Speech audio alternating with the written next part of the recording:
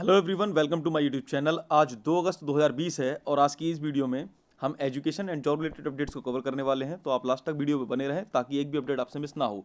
तो आइए देख लेते हैं। सबसे पहले बात कर लेते हैं एसएससी के थ्रू निकली हुई कांस्टेबल भर्ती की। यहाँ पर दे रखा है एसएससी के 5846 पदों पर सिपाही भर्ती की जाएगी। ये भर्ती एसएससी की तरफ से आई है। तो एसएससी ने दिल्ली पुलिस में महिला व पुरुष पदों पर सिपाही भर्ती का विज्ञापन जारी किया है। 5846 पदों के लिए आज से ऑनलाइन आवेदन स्वीकार किए जाएंगे। एसएससी ने दिल्ली पुलिस में सिपाही भर्ती के विज्ञापन संग ऑनलाइन आवेदन लेने शुरू किए हैं। वेबसाइट पर समय सारणी के अनुसार 7 सितंबर को रात से ऑनलाइन आवेदन शुरू किए जाएंगे। ऑनलाइन समय सीमा 9 सितंबर रात तक व ऑफलाइन चालान से 11 सितंबर तक जमा की जा सकेंगे।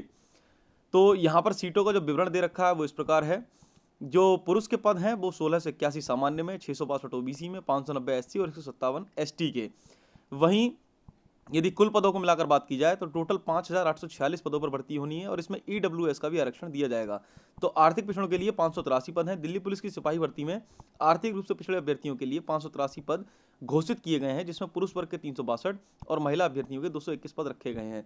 वहीं इसकी कंप्यूटर परीक्षा भी कराई जाएगी, जो कि 27 नवंबर से आयोजित की जाएगी। तो दिल्ली पुलिस की सिपाही भर्ती की लिखित परीक्षा 27 सितंबर से 14 दिसंबर तक आयोजित कराई जाएगी। परीक्षा हिंदी व अंग्रेजी दोनों माध्यमों में होगी। तो ये अपडेट हो गई जो एसएससी के थ्रू कांस्टेबल वैकेंसी की आई है दिल्ली पुलिस में। और यहाँ पर कुछ अहम बदलाव भी किए गए हैं, उनको भी देख लेते हैं। एसएससी पैरामिलिट्री फोर्स में सिपाही भर्ती कराता है, उसमें अहर्ता हाई स्कूल रहती है, जबकि दिल्ली पुलिस में अभ्यर्थियों को इंटर उत्तीर्ण होना होगा। पैरामिलिट्री फोर्स में अभ्यर्थियों की आयु 18 से 23 वर्ष थी, जबकि दिल्ली पुलिस में आयु सीमा 18 से बढ़ाकर 25 साल तक कर दी गई है। दोनों के सिलेबस में अंतर है। दिल्ली पुलिस में कंप्यूटर आदि की जानकारी की अपेक्षा की जाती है। तो ये अपडेट हो गई एसएससी दिल्ली पुलिस की कांस्टेबल वैकेंसी के बारे में।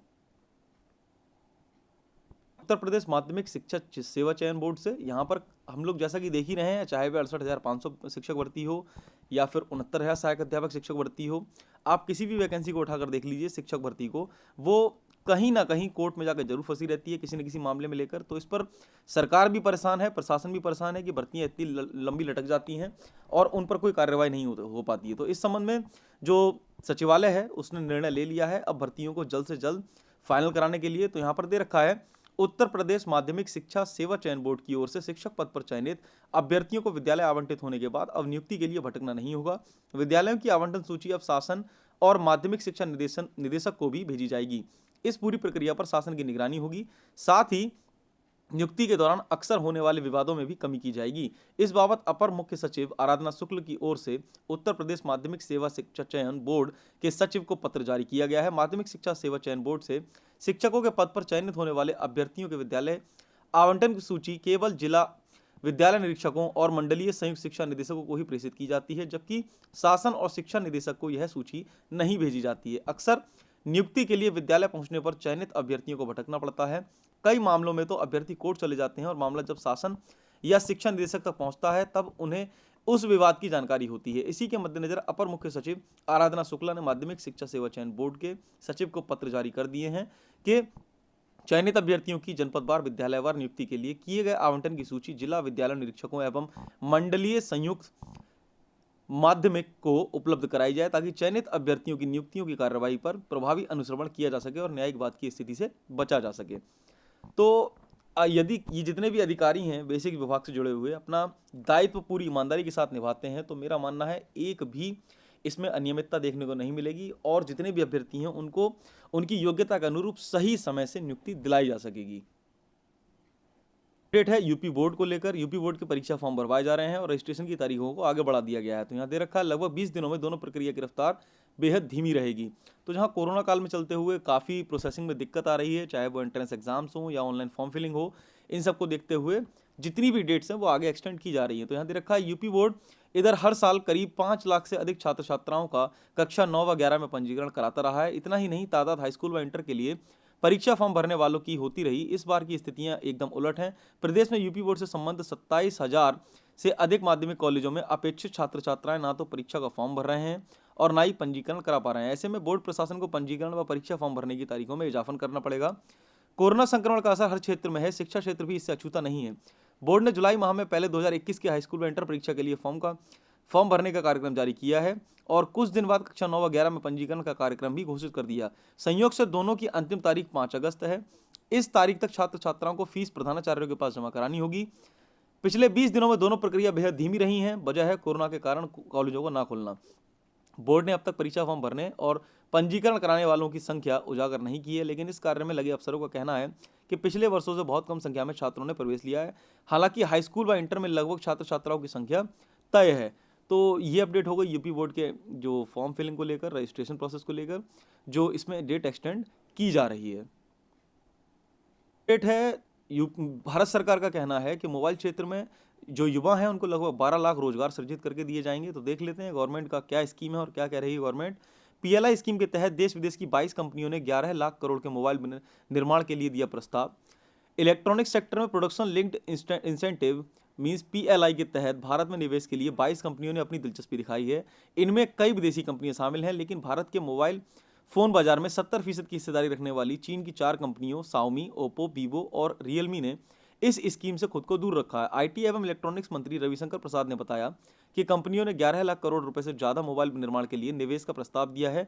इससे 5 साल में 3 लाख प्रत्यक्ष और 9 लाख परोक्ष रोजगार के अवसर बनेंगे। इन कंपनियों के उत्पादन शुरू होने पर 7 लाख करोड़ के मोबाइल निर्यात किए जाएंगे। स्कीम के तहत बनने वाले 60% मोबाइल फोन का निर्यात होगा। अप्रैल में आईटी व इलेक्ट्रॉनिक्स मंत्रालय ने पीएलआई स्कीम की घोषणा की थी।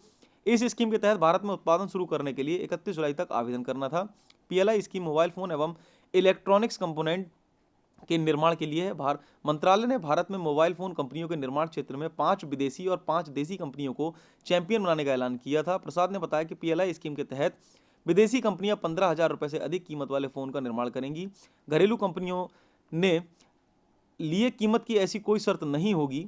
पीएलआई स्कीम के तहत Samsung, Foxconn, Hon Hai, Rising Star, Wistron और पेगाट्रॉन जैसी विदेशी कंपनियों ने दिलचस्पी दिखाई है। इसमें से फॉक्सकॉन, हानहॉय, विस्ट्रॉन और पेगाट्रॉन एप्पल आईफोन के लिए मैन्युफैक्चरिंग का काम करती है। मोबाइल फोन निर्माण के लिए दिलचस्पी दिखाने वाली भारतीय कंपनियों में Lava Dixon technology, Micromax, Padget electronics, Sojo services और ऑप्टिमस इलेक्ट्रॉनिक्स शामिल हैं। इलेक्ट्रॉनिक्स कंपोनेंट बनाने के लिए आवेदन करने वाली 10 कंपनियों में एनटीएस, एसेंट सर्किट्स, विजकॉन, विसेस्टो आदि कंपनियों ने स्कीम के तहत मोबाइल फोन कंपनियों के आने से सभी देशों में जो वैल्यू एडिशन का काम होता है वह 15-20% से बढ़कर 35-40% हो जाएगा।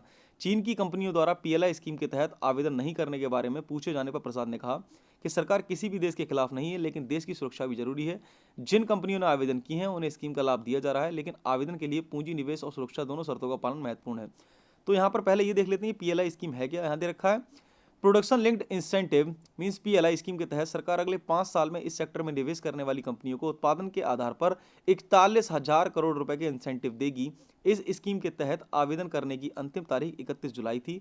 भारत मोबाइल फोन निर्माण में विश्व में दूसरे स्थान पर है। सरकार का लक्ष्य पहला स्थान हासिल करना है। तो यहाँ गवर्नमेंट डॉक्यूमेंटेशन में चाहे कुछ भी दिखा दें, हम 16 लाख रोजगार देंगे, 12 लाख देंगे, लेकिन वास्तविकता कोरोना कारण के चलते हुए कई लोगों का रोजगार गया है, खुद के स्वरोजगार भी लोगों के बर्बाद हो गए हैं।